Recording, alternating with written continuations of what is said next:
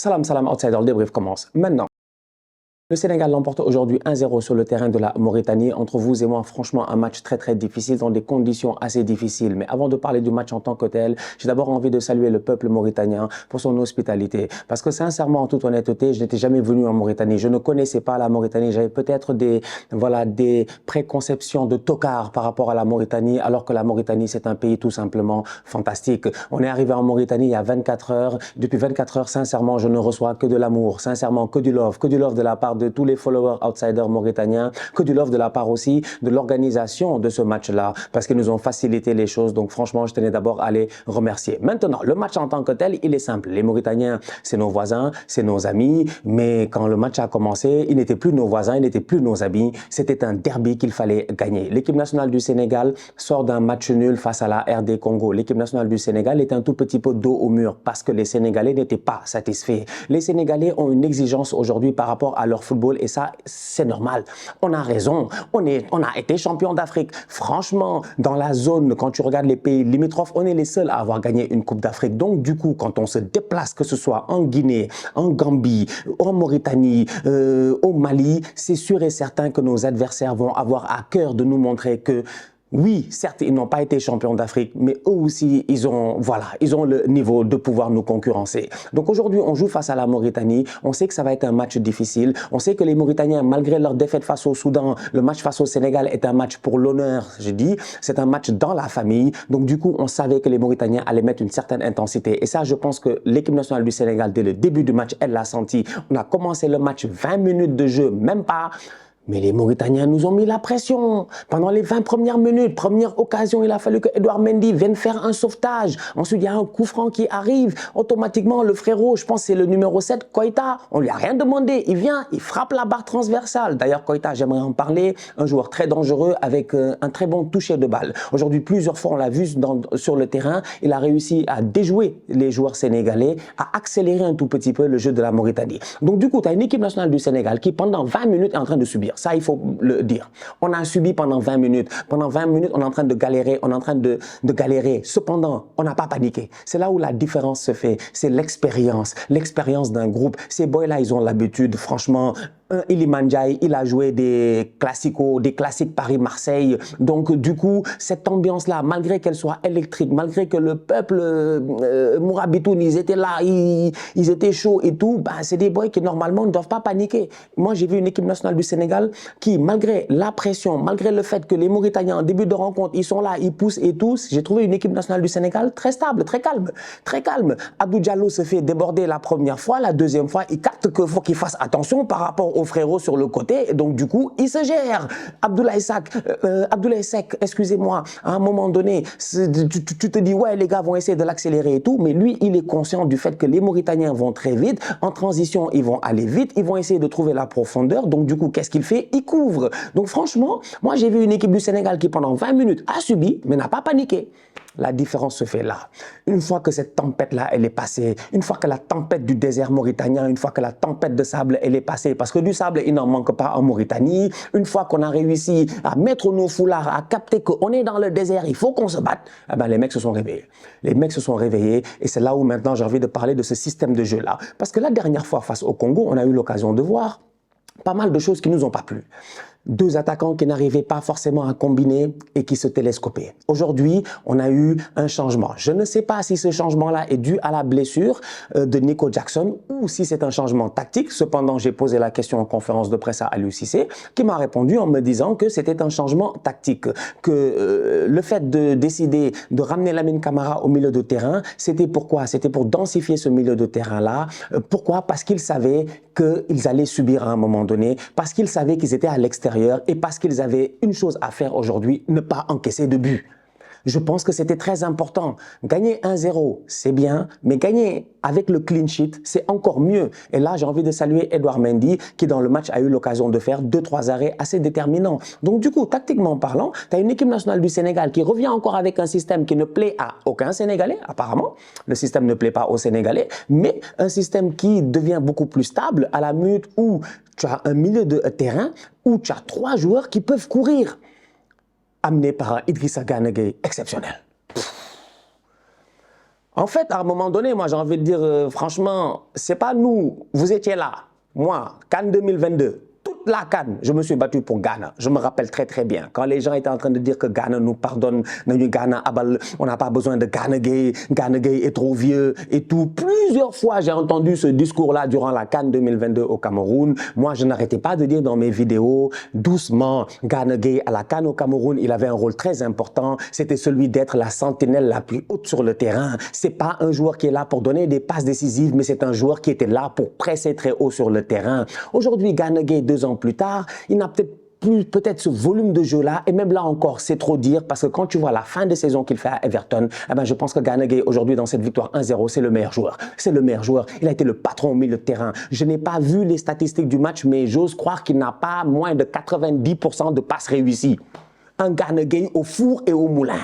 Franchement, il récupère des ballons. Il récupère des ballons, il replace ses coéquipiers, il réussit à, de temps en temps même, on l'a vu, à les pousser beaucoup plus haut. C'est-à-dire que Ghana était aujourd'hui celui qui régulait la marée. Ghana, c'était la lune. Ghana, c'était la lune.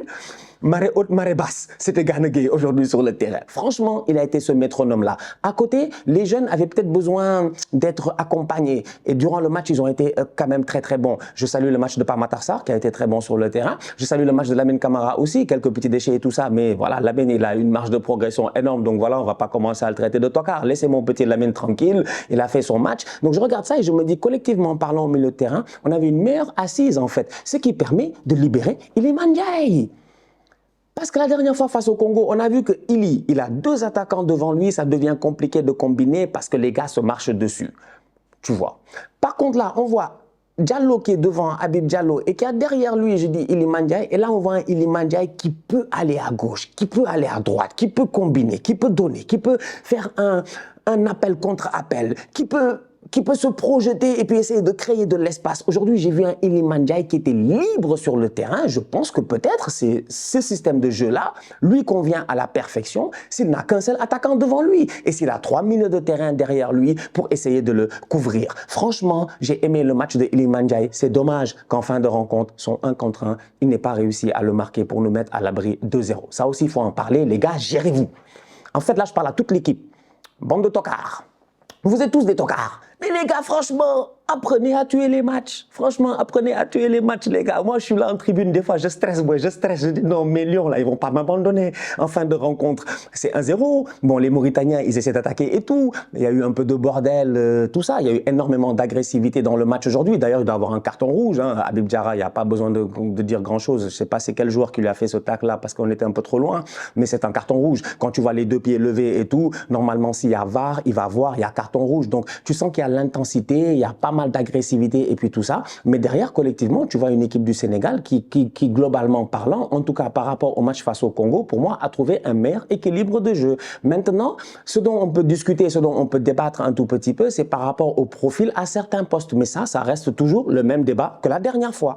C'est-à-dire, est-ce que tu mets des pistons qui sont plutôt des joueurs polyvalents comme un Habib Diarra qui a fait encore une fois un bon match, ou est-ce que tu mets un boy qui est vraiment un latéral de formation? Ça, c'est un débat qu'on peut avoir, mais que voulez-vous que je vous dise? Il y a un coach qui prend les décisions, on ne peut pas l'influencer en fait. Donc lui, il a décidé qu'il va jouer comme ça, il va jouer comme ça. Donc, quand ça gagne, tant mieux. Quand tu vois le match aujourd'hui, tu regardes, tu te dis, bon, globalement parlant, comme je dis, il y a de quoi être satisfait.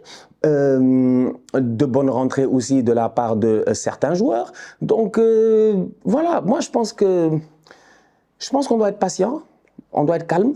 Les gens ont envie de changement, il n'y a pas de problème. Moi, personnellement, si le peuple veut un changement, moi, comme j'ai toujours dit, je suis avec le peuple. Il n'y a aucun souci, tu vois. De la même manière que politiquement, vous vouliez un changement, ben, on a eu le changement. Mais aujourd'hui, footballistiquement parlant quand même, quand je regarde, je me dis, les gars sont quand même sous pression à chaque fois qu'ils à chaque fois qu'ils jouent un match, parce que, comme je disais, l'exigence, elle est là. Cependant, j'ai vu du courage. Moi, ce qui m'aurait énervé, ce serait de voir une équipe du Sénégal qui gagne sans courage. Moi, j'ai vu une équipe qui a gagné avec du courage. Ce match face à la Mauritanie, je ne pense pas que ce soit le genre de match que tu viens et tu essaies de faire le malin tactiquement et tout ça, tu vois. C'est un match que tu dois venir, tu gagnes 1-0. Il y a des matchs comme ça, franchement, nous tous, on est d'accord en championnat. Vous-même, vous le savez, vous jouez 38 matchs de championnat avec vos clubs, vous savez qu'il y a certains matchs, mais si tu prends ton 1-0, tu pars, tu es heureux. Tu es heureux. C'est pas tout le temps tu viens, tu déroules à gauche, tu déroules à droite et tout. Et pourtant, aujourd'hui, moi, j'ai vu un tout petit peu des deux. J'ai vu une équipe du Sénégal très courageuse qui est venue face à la Mauritanie, terrain hostile, gazon synthétique, 16 heures, il fait chaud, c'est compliqué, les supporters, ils jettent des bouteilles d'eau, les gars sont pas contents. J'ai vu une équipe courageuse sur le terrain qui, malgré tout l'impact physique qu'a mis la Mauritanie, n'a jamais abandonné. Ça, c'est très important. Mais au-delà du courage, j'ai vu aussi une équipe qui, après avoir marqué le premier but, a décidé de prendre le contrôle du match. Ça, c'est un fait qu'il ne faut pas enlever. C'est un fait qu'il ne faut pas enlever. Après avoir marqué le premier but, les Mauritaniens se sont rabattus et automatiquement, les Sénégalais ont commencé à essayer de combiner à gauche, combiner à droite, toujours en passant par la lune. Idrissa Gana Gueye, qui était là au milieu de terrain pour réguler tout ce jeu-là. Moi, personnellement, je suis satisfait. On prend 4 points en 2 matchs. C'est dommage, il y a de quoi avoir des regrets par rapport au Congo. Mais ce match-là a été très difficile quand tu vois la manière à laquelle on arrive dans le match. C'est-à-dire que ça fait longtemps qu'on n'avait pas gagné, quoi. On avait gagné ici face au Soudan du Sud, mais depuis lors, on n'a pas gagné face au Togo, on n'a pas gagné face au Congo. Donc renouer avec la victoire, ça fait du bien au groupe. Maintenant, les qualifications de Coupe du Monde reviendront en mars 2025. Le problème, c'est que le groupe peut changer. Moi, je ne sais pas ce qui va se passer en mars 2025. Peut-être qu'il y a d'autres joueurs qui seront là. Peut-être qu'il y en a qui étaient là, mais qui ne seront plus là. Peut-être qu'il y en a qui seront blessés. Donc, c'est des qualifications vraiment sur le long terme. Donc, j'ai hâte de voir. J'ai hâte de voir comment Aliou Cissé va gérer ce groupe-là pour le mondial. Mais entre-temps, pour les qualifications du mondial. Mais entre-temps, les 3 prochaines trêves internationales sont des trêves internationales qui seront très importantes pour le Sénégal parce que tous les matchs qu'on va jouer vont être des matchs de qualification pour la Coupe d'Afrique 2025 au Maroc. Donc, il va falloir arriver en septembre, prêt, en octobre, prêt, et en novembre, prêt. En tout cas, à suivre. On va voir ce que ça va donner. Mais aujourd'hui, finalement, Aliou Cissé, il a échappé. Il était à 2 doigts d'être traité de master méga ultra tocard. Aliou, j'allais le traiter de tous les noms de tocarisme, en fait, Tocarico, je dis bien, Tocar 7, a.k.a. Offset. Mais je te dis que j'étais prêt. Mais quand j'ai vu le match, quand j'ai vu les Mauritaniens, quand on est arrivé en Mauritanie, on a vu comment les gars étaient chauds et tout. Même moi, j'avais peur. Je me suis dit, hop, hop, hop, hop, ça sent le match nul. Ça sent le match nul. C'est ce que je me suis dit, ça sent le match nul. Donc finalement, franchement, moi, je suis satisfait du match. Comme j'ai dit, il y a des matchs que tu gagnes dans la difficulté. L'essentiel, c'est de prendre les 3 points. Maintenant, on attend beaucoup mieux par rapport à certains profils. Franchement, je pense qu'il y a certains profils qu'il faut revoir. Il y a certains profils qu'il faut revoir par rapport à certains postes. Si Aliou Cissé décide de jouer avec ce système-là, il va falloir qu'il apprenne beaucoup, qu'il prenne beaucoup d'enseignements de ces deux derniers matchs-là, parce que le système a encore quelques lacunes. Cependant, comme je dis, lors du deuxième match-là, il s'est bien réajusté avec le milieu de terrain et un Iliman Ndiaye en électron libre, beaucoup plus libre. Habib Diallo, j'ai envie de finir avec lui. Bon match de sa part, il claque un but, c'est important. Je pense que c'est un des attaquants préférés du coach. En tout cas, j'ai l'impression parce que voilà, il joue souvent. Habib est un boy qui se donne beaucoup. Cependant, physiquement, aujourd'hui, j'ai été un tout petit peu déçu parce que quand tu as un attaquant qui est tout seul comme ça, qui est en pointe, j'ai besoin que physiquement, il soit très fort. Vraiment, j'ai besoin que physiquement, il soit très fort sur ses appuis, qu'on puisse jouer avec lui en pivot, qu'il puisse garder la balle, permettre au groupe de souffler. Aujourd'hui, plusieurs fois, il a eu l'occasion de le faire, mais plusieurs fois, je l'ai vu perdre des ballons. Plusieurs fois, j'ai vu les défenseurs mauritaniens venir lui mettre des pressions, tout ça, etc. Donc, c'était pas facile pour lui, en fait, de forcément garder la balle. On peut dire qu'il faisait chaud. On peut dire qu'il y avait du synthétique. Comme je dis, on peut trouver 35 000 excuses. Mais à la fin de la journée, l'essentiel, c'est d'avoir pris les 3 points. On rentre à Dakar heureux. Et puis, on attend la prochaine trêve de qualification de Coupe du Monde en mars 2025. Et dès septembre, on réattaque l'affaire pour aller chercher notre 2e Coupe d'Afrique. Franchement, il faut aller là chercher. Il faut aller là à chercher. Je ne sais pas comment on va faire, mais il faut aller là à chercher. Franchement, tactico, la pression là que tu as eue durant ces 2 derniers jours pour ce match face à la Mauritanie, c'est la même pression qui va te suivre en septembre, en octobre et en novembre pour les qualifications de Coupe d'Afrique. Donc, Aliou Cissé, il a intérêt mentalement et physiquement à être prêt parce que, voilà, comme j'ai dit la dernière fois, on est 17 millions de coachs. On n'a aucune pitié. La famille, on se capte très très bientôt pour une nouvelle vidéo. D'ici là, on continue à liker, on continue à partager. J'en profite pour souhaiter bonnes vacances à tous les Lions. Bon rétablissement à Habib Diarra, Ismaël Sarr. Voilà, j'espère que c'est pas trop grave pour les petites blessures et tout ça. Surtout Habib Diarra pour l'entorse, courage. Donc bon rétablissement. Passez de bonnes vacances les gars. On se retrouve en septembre. Gérez-vous. No tocar. Tout ça.